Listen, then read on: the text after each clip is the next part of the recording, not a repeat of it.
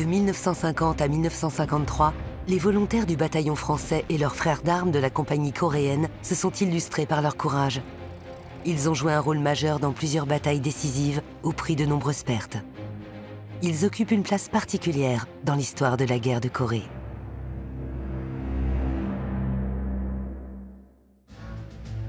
À l'aube des années 50, la Grande Alliance contre le nazisme a fait place à la guerre froide et les pays d'Europe de l'Est sont entrés dans l'orbite soviétique.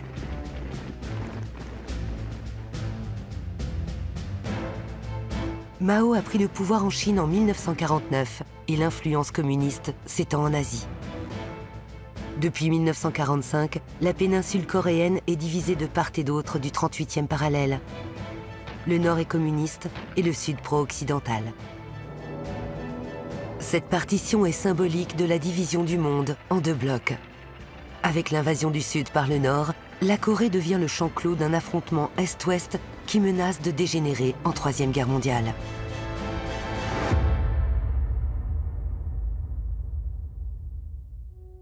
Quelle a été la place de la France dans ce conflit? Dans la nuit du 25 juin 1950, 600 000 soldats nord-coréens franchissent le 38e parallèle. Quelques jours plus tard, Séoul, la capitale du Sud, est prise d'assaut par les communistes et les troupes sud-coréennes sont rapidement acculées au sud-est de la péninsule. La guerre de Corée vient de commencer. Gentlemen, we face a serious situation. Les Américains réagissent immédiatement. Le président Truman saisit le Conseil de sécurité de la toute jeune Organisation des Nations Unies. Elle condamne l'agression et autorise l'intervention de troupes pour soutenir la Corée du Sud.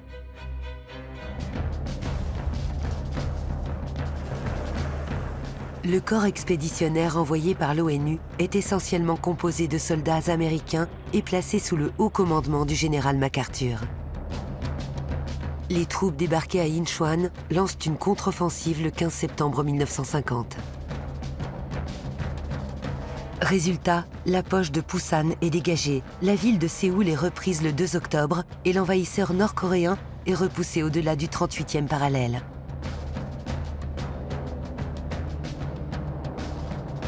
De son côté, la France, déjà engagée en Indochine, décide toutefois de tenir sa place au sein de la coalition.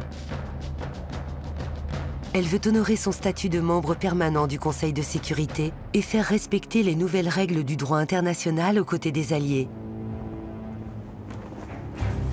Ce sera le bataillon français de Corée, affecté à l'ONU. Un bataillon composé de 1300 volontaires sous le commandement de Raoul Ralph Monclar, héros de la France libre. Fin novembre 1950, le bataillon français rejoint la 2e division d'infanterie américaine. Entre-temps, en octobre, plus de 700 000 soldats chinois sont entrés dans le conflit pour soutenir la Corée du Nord et combattre les forces onusiennes.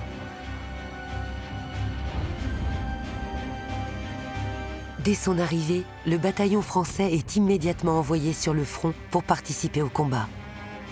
Les jeunes Coréens, prévus comme initialement supplétifs, y seront frères d'armes des soldats français.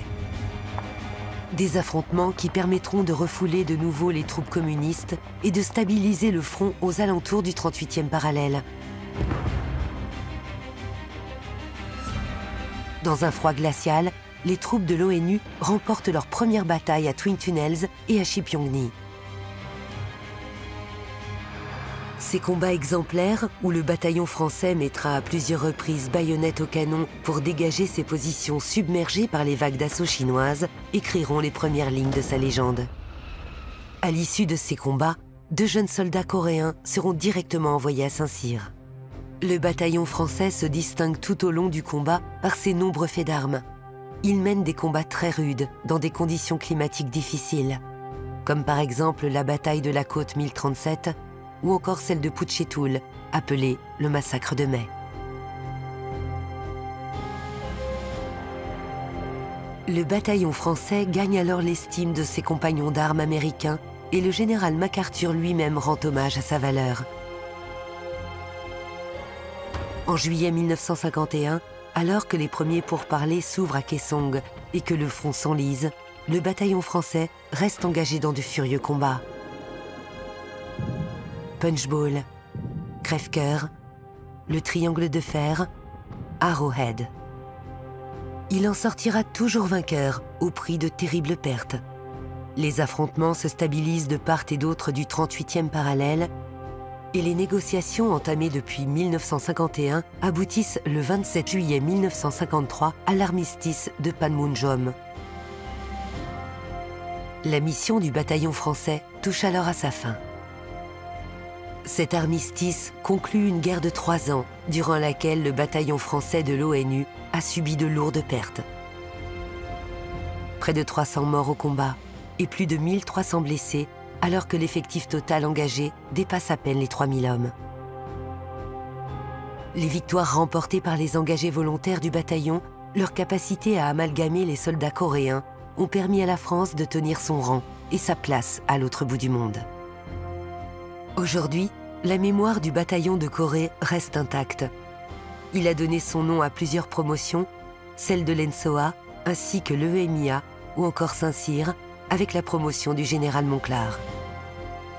Chaque année, un officier coréen rejoint Saint-Cyr, perpétuant ainsi cette tradition écrite au pied des collines de Shipyongni.